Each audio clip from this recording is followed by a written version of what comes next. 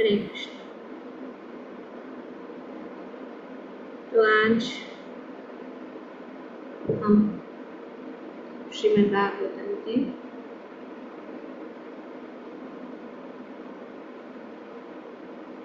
चौथी स्कंद के 20वें अध्याय के श्लोक संख्या 22 को पढ़ रहे और उसको समझने की कोशिश।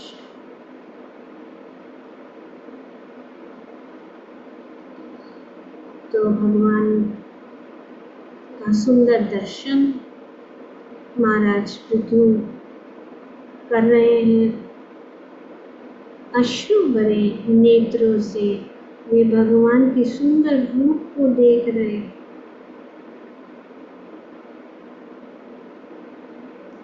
और ऐसे लग रहा था कि वे देख रहे थे लेकिन वे संतुष्ट नहीं, वे और भी ज्यादा भगवान का दर्शन लेना चाहते। तो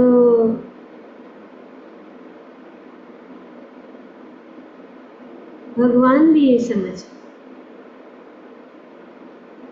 भगवान उनका ये भाव देखकर बहुत प्रसन्न हुए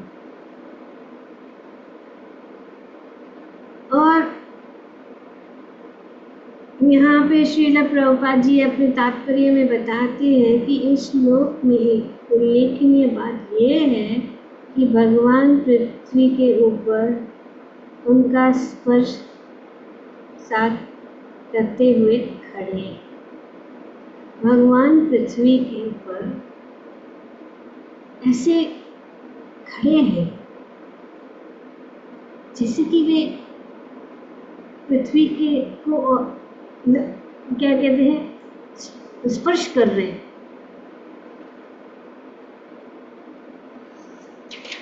भगवान या उच्च लोक के जो निवासी है, जैसे कि यहाँ पे आगे प्रभुपाद जी बताते हैं कि ब्रह्मलोक से लेकर स्वर्गलोक तक के उच्च लोगों के वासी आध्यात्मिक जीवन में इतने आगे बढ़े हुए हैं कि जब भी वे इस लोक में या अन्य अधोलोक में आते हैं तो वे भारहीनता अपनाए रहते हैं, जिसका अर्थ है कि वे पृथ्वी का स्पर्श किए बिना खड़े रहते हैं। ये जो हम देखते हैं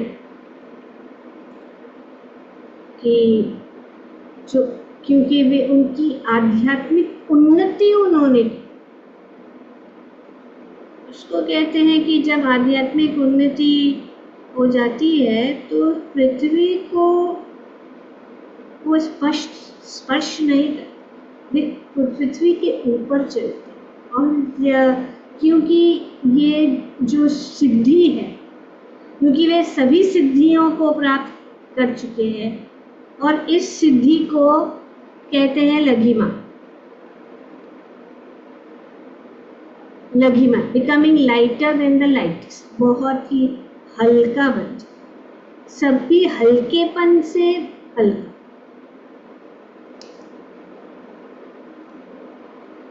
तो ये जो देवता हैं वे जो है ये जो बनाए रखते हैं, ये लघुत्व या ये सिद्धि उनके अंदर है, क्योंकि उनका देह दिव्य है।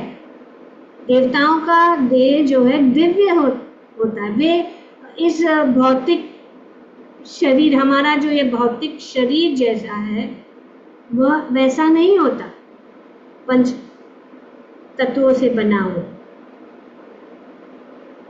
उनका सूक्ष्म रहता है, उनका शरीर तेजस्वी रहता है। तो इसीलिए जो इस धरती पे जो भार है। जब धरती पे हम चलते हैं तो धरती पर हमारा पैर क्यों रहता है? क्योंकि हम नीचे खींचे जाते हैं by the force of gravity, हम फोर्स ऑफ ग्रेविटी। पर ये जो देवता है वे उनसे परे है। तो भगवान का क्या कहना? सब देवता भी जब प्रकट होते हैं वे भी ऊपर उठे रहते हैं जब वे प्रकट होते। कभी कभी हम देखते हैं जैसे कि आजकल जब सीरियल बनाते हैं तो देवता प्रकट हो जाते हैं, इंद्र प्रकट हो जाते हैं, वे ऊपर रहते हैं, वे धरती को छूते नहीं।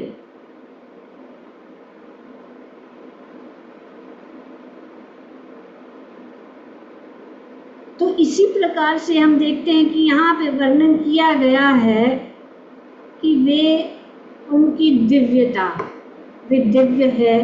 ये इस भौतिक जगत की जो चीजें हैं उनसे परे होते हैं।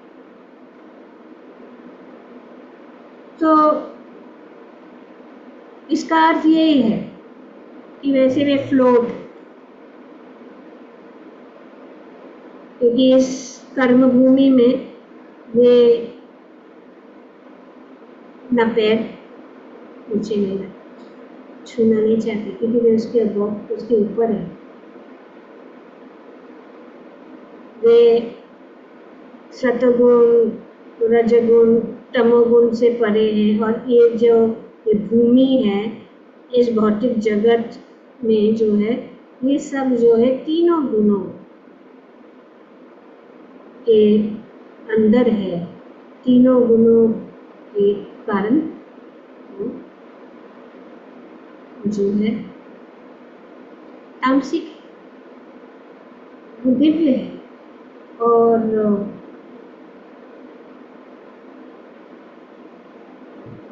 तो इस प्रकार से जब वे आते हैं और वहाँ पे जैसे कि आध्यात्मिक जगत में ऐसा ही है,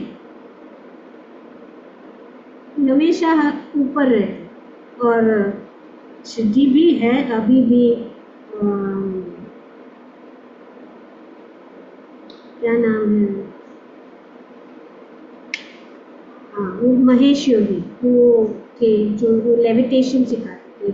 और देख सकते हैं कि जब वो सिद्धि कोई प्राप्त करता है तो वो बैठे बैठे, लेकिन वो जमीन पे नहीं बैठा, ऊपर। अभी भी वो उसको कहते हैं ट्रांसेंडेंटल मेडिटेशन। उसमें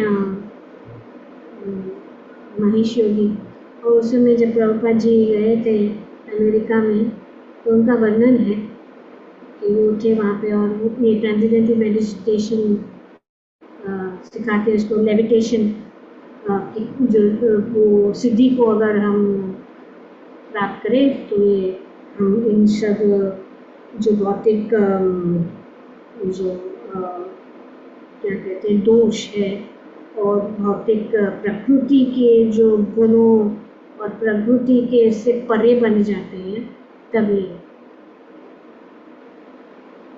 तो यहाँ पे प्रभुपाद जी बताते हैं कि देवता भी जब वे आते हैं भारहीनता का बनाए रहते हैं। इसका अर्थ है वे पृथ्वी पर का स्पर्श किए बिना ही खड़े रह सकते हैं। तो भगवान का क्या कहना? भगवान विष्णु पूर्ण पुरुषोत्तम भगवान है, किंतु इस ब्रह्मांड के किसी एक लोक में निवास करने के कारण वे इसके किसी देवता की भांति आचरण करते हैं। तो जब वे आते तो देवता के जैसे ही प्रकट होते हैं भगवान, तो पर रहते हैं। बट प्रेम इतना, यहाँ पे इस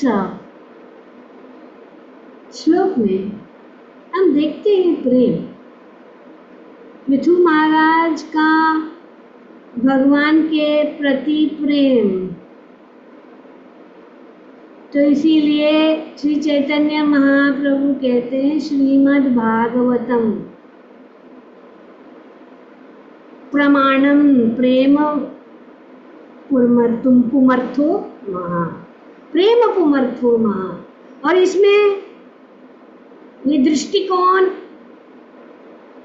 अनेक अनेक हो सकती है, लेकिन अंत में हम भागवतम को पढ़ेंगे तो वो भागवतम तो पूरी शुरू से अंत प्रेम से भरी, भक्तों का भगवान के प्रति प्रेम। जैसे कि यहाँ पे ये बहुत सुंदर बात वर्णन कर रहे हैं सुखदेव गोस्वामी की, किस प्रकार से पृथु महाराज के प्रेम के अश्रु के कारण भगवान जो है सामान्य, इसीलिए कुछ लोग सोचते हैं कि भगवान विष्णु सामान्य है, वे हमारे जैसे चलते फिरते हैं, इसीलिए भगवान को जानना जरूरी है। जैसे कि हम हर शाम हम भगवान के तत्व को सुन रहे हैं कि कितने महान है भगवान। डायरेक्टली लीला को सुनना तो फिर हमें समझेंगे कि हाँ भगवान ने कंस को मारा तो क्या है बात, कौन सी बड़ी बात है। कौन था वो, कितना शक्तिशाली था, और भगवान उनके सामने एक छोटा सा बालक। तो ये बात हम नहीं समझते, इसे शास्त्र के अनुसार हम समझे, इसीलिए यहाँ पे वर्णन किया गया कि हम समझे। इसे कि बताया गया है कि भगवान अपने चरण कमलों से पृथ्वी को स्पर्श करते हुए खड़े थे,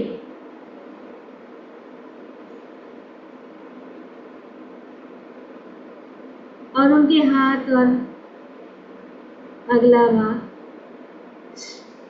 सर्पों के शत्रु गरुड़ के उन्नत खंडे पर था। ये दूसरा प्रेम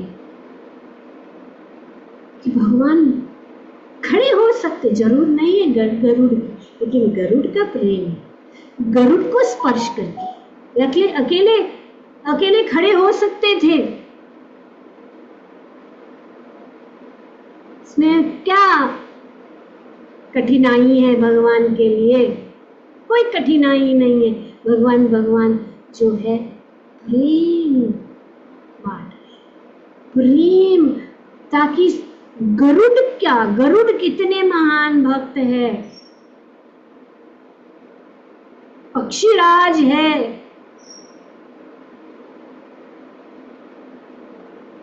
और गरुड़ से कितने प्रसन्न थे भगवान। गरुड़ की कथा महाभारत के आदि पर्व में आता है। वे कश्यप मुनि और विंता के पुत्र हैं, जो पक्षियों के मां, सभी पक्षी, विंता, जब उनका जन्म हुआ वे इतने तेजस्वी थे और इतने विशाल थे कि जैसे ही उनका जन्म हो गया वे इतने विशाल बन गए कि देवता डर गए। फिर देवता अपने गुरु बृहस्पति के पास गए और उन्होंने कहा कि ये क्या हो रहा है, तो उन्होंने कहा कोई चिंता नहीं, ये जो है असुरों के शत्रु, सर्पों के शत्रु और देवताओं के हितैषी है। तो वे गए और उनको प्रार्थना की कि देखा कि वे सब डरे हुए हैं, तो उन्होंने अपना जो है रूप को छोटा कर।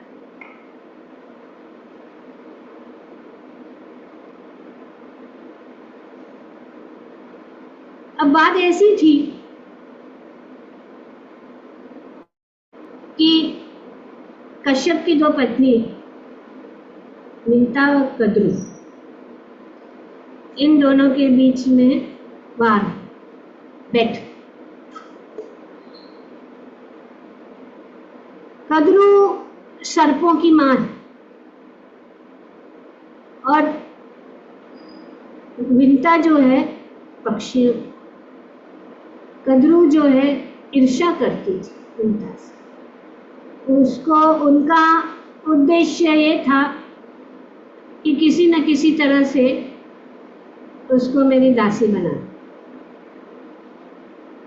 तो उन्होंने एक बेट, समुद्र मंथन से उच्चश्रवा जो घोड़ा निकला तो पूरा सफेद था, चंद्रमा के जैसे चमकता हुआ सफेद। तो जब वो उड़ रहा था तो कद्रू ने कहा विंता से, हे विंता, ये इसका रंग क्या है? तो उसने कहा उसका रंग सफेद है। तो बोली नहीं, वो बोली, कद्रू बोली नहीं। तो फिर उन्होंने कहा ठीक है, फिर वो कैसा रंग का है? तो उन्होंने कहा तो सफेद है लेकिन उसकी पूंछ जो है ना वो काली है।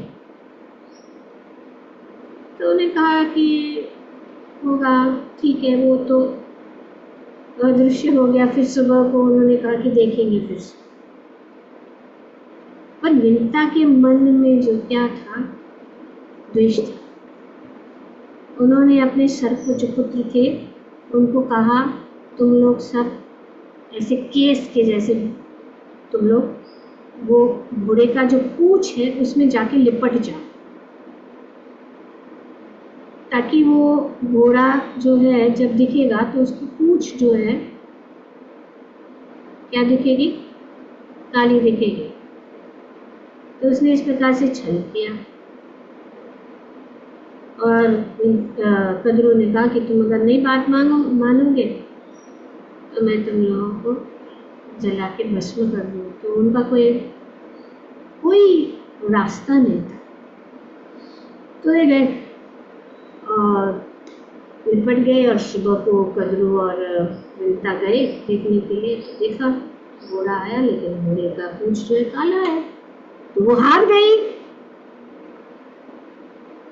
तो विंता जो गरुड़ की माता है वो उसकी दासी बन गई छल से ऐसे करके।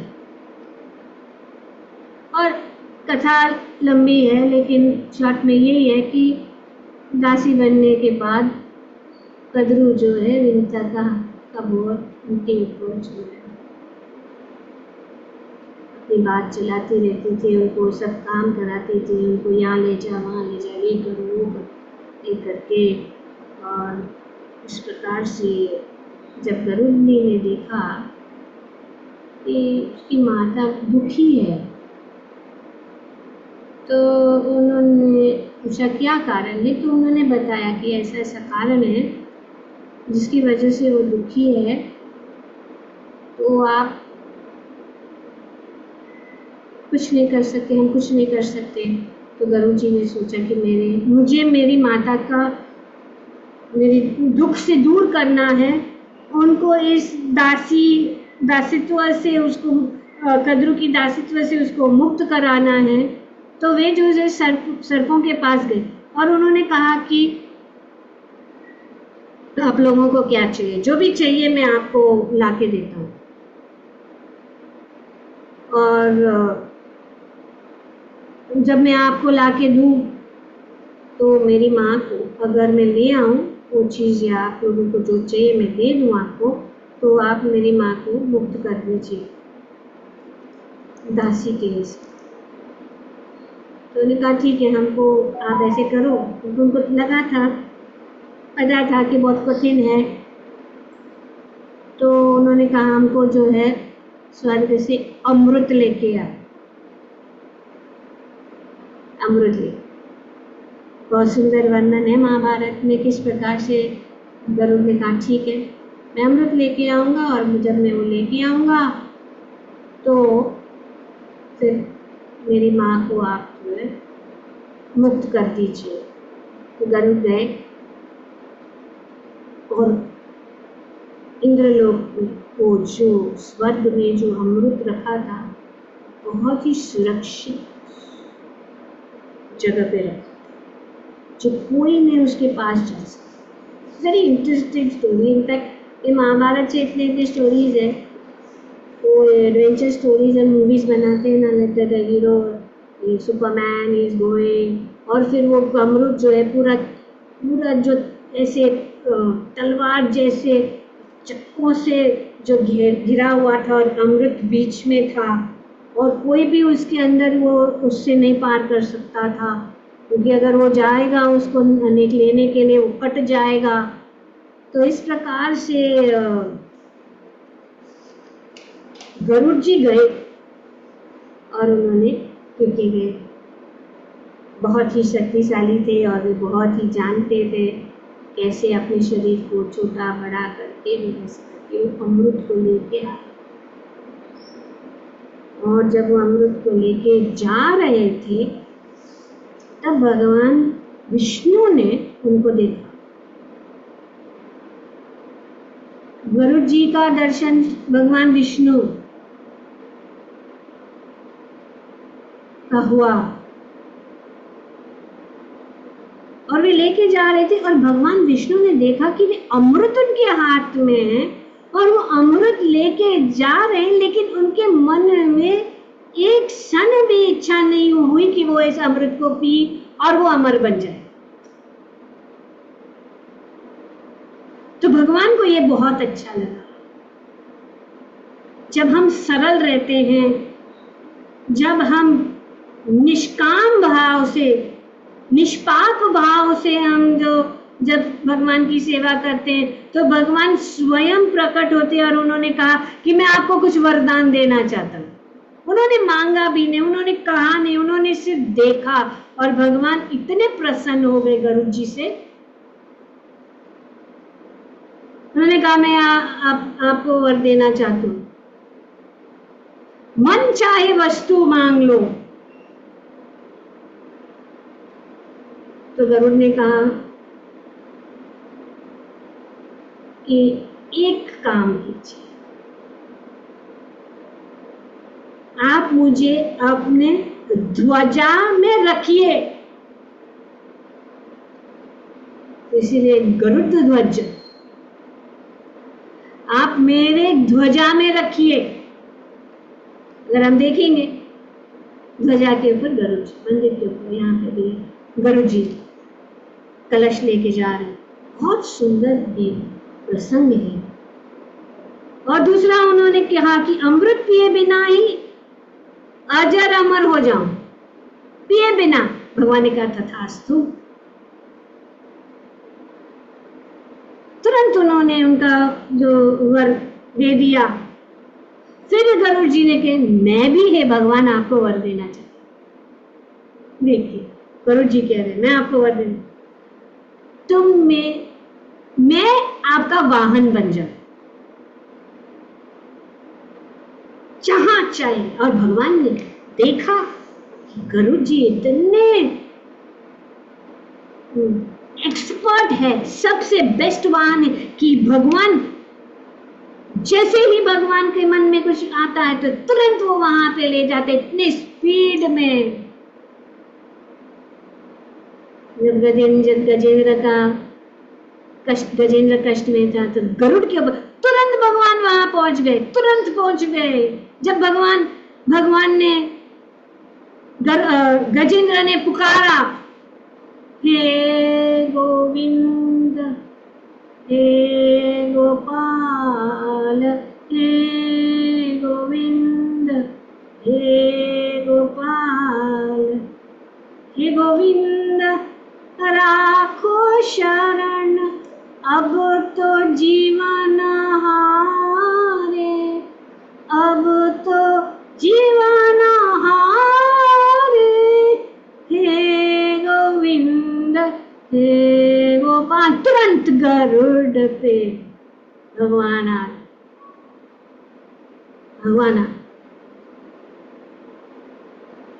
द्रौपदी ने पुकारा, तुरंत तो गरुड़ जी भगवान की, और वे भगवान की सेवा में तत्पर रहते हैं। बाहर खड़े हैं। हर एक मंदिर में हम देखेंगे कि गरुड़ स्तंभ, उसके ऊपर गरुड़ है। सबसे विष्णु मंदिर में, सभी विष्णु मंदिर में ऊंचा है, देख सकते भगवान को, सामने से देख रहे, भगवान आ रहे, जैसे हनुमान जी तैयार है, भगवान श्री राम जी के चरण में तैयार है, तुरंत अगर कुछ चाहिए तो भगवान को तुरंत भाग के लाके देते थे। इसी प्रकार से गरुड़ जी भी खड़े हैं, अपनी आंखों को भगवान से दूर नहीं के देखते रहते हैं। भगवान 24 घंटे बैठे हैं, भगवान को देखते रहते हैं। अंजलि मुद्रा में जो और ध्यान का प्रतीक, फोकस। इसीलिए सब लोग जो है, गरुड़ महान भक्त है भगवान का, तो मंदिर में अंदर जाने से पहले गरुड़ जी, क्योंकि भक्त का प्रिय भक्त है भगवान, सबसे उत्तम सेवक है भगवान के, तो भक्त जो है गरुड़ स्तंभ को भी जो है, और चैतन्य महाप्रभु गरुड़ स्तंभ को पकड़ के भगवान का दर्शन पीछे से जगन्नाथपुरी में जाएंगे तो वहां पे देखेंगे श्री चैतन्य महाप्रभु की उंगली का जो, क्योंकि भगवान है, पत्थर भी पिघल जाता है।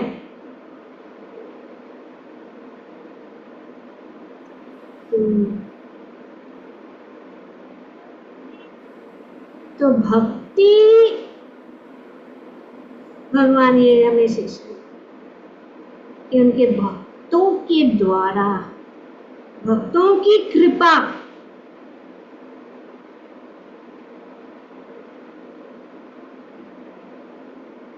और भक्त कौन सा है?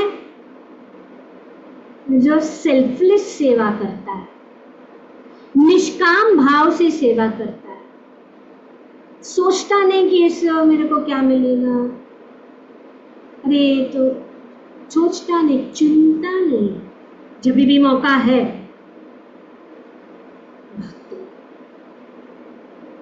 Service means selfless service, that is भक्ति। उनके जो पंख है वो वेद है, जब भगवान चलते हैं तो वेद के जो स्तुतियां चलती है भगवान का। अभी वो सब लोग जो बोलते हैं मर्सिडीज गाड़ी चाहिए, मर्सिडीज गाड़ी में सबसे बेस्ट सिस्टम चाहिए, तो जब हम चलते हैं तो उधर से बहुत सारा साउंड, इतना सुंदर म्यूजिक होना चाहिए, और म्यूजिक उत्तम श्लोका के गुणगान, जब भी उनकी भगवान को अच्छा सा जो सुंदर सुहावना वातावरण, air conditioning, at the same time lovely, बहुत सुंदर वेदों की स्तुति और भगवान की स्तुति। तो ये गरुड़ की भक्ति, ज्ञान, क्योंकि वेद के ज्ञानी ज्ञाता है, और वैराग्य कि अमृत होते हुए भी उन्होंने कभी विचार नहीं किया कि मैं उसको भगवान के आदेश लेने, और उन्होंने भगवान से ये मांगा कि मुझे ये अमृत नहीं चाहिए, अमृत के बिना ही मैं अमर। और दूसरा है शरणागति, वो शरणागत थे, तो इसीलिए भगवान यहाँ पे, भगवान हाँ अपने पैर तो आराम से रखते, क्या जरूरत है,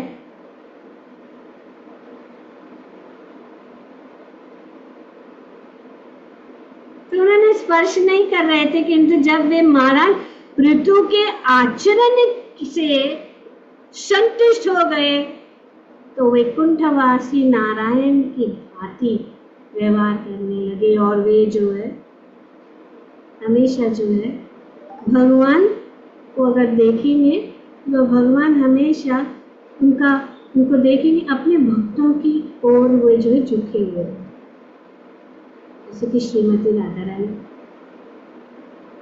ऐसा श्रीमती राधा रानी की ओर में झुके हुए, अपने भक्तों की ओर झुके हुए हैं, और इस प्रकार से वे गरुड़ की ओर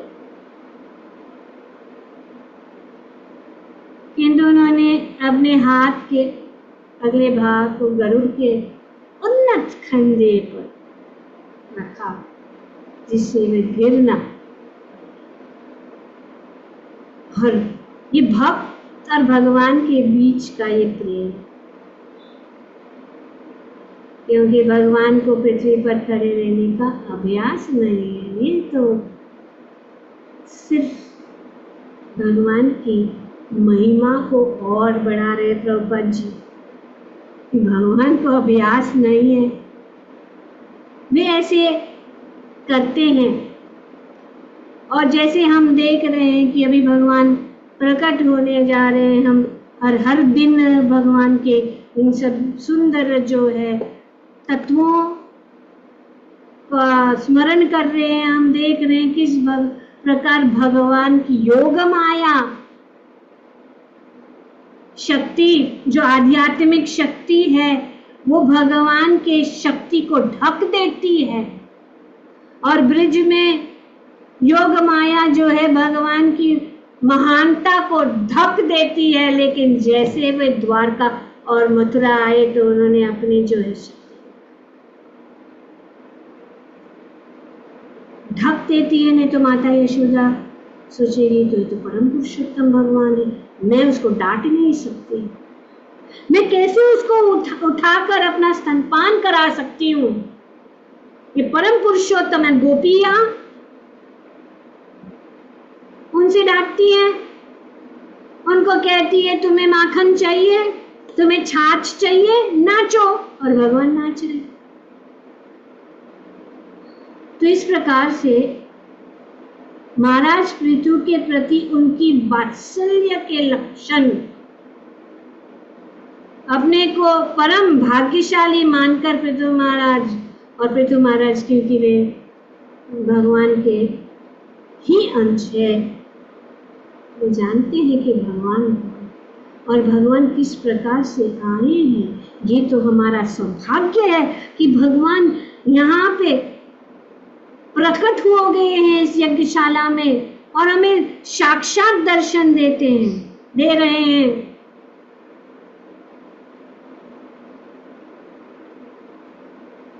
इसलिए पृथु महाराज हर्षित के कारण भगवान को ठीक से देख नहीं पाए, क्योंकि उनके नेत्रों आंसू से, और फिर उनका जी नहीं भरा था।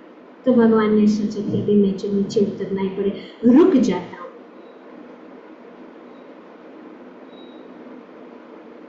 अभी रुक गए और उनकी स्तुति अभी भगवान सुनेंगे। बहुत सुंदर रूप से पृथु महाराज भगवान की स्तुति करेंगे। ग्रंथराज श्रीमद् भागवतम की जय। ओम तत्सत। हरे कृष्ण।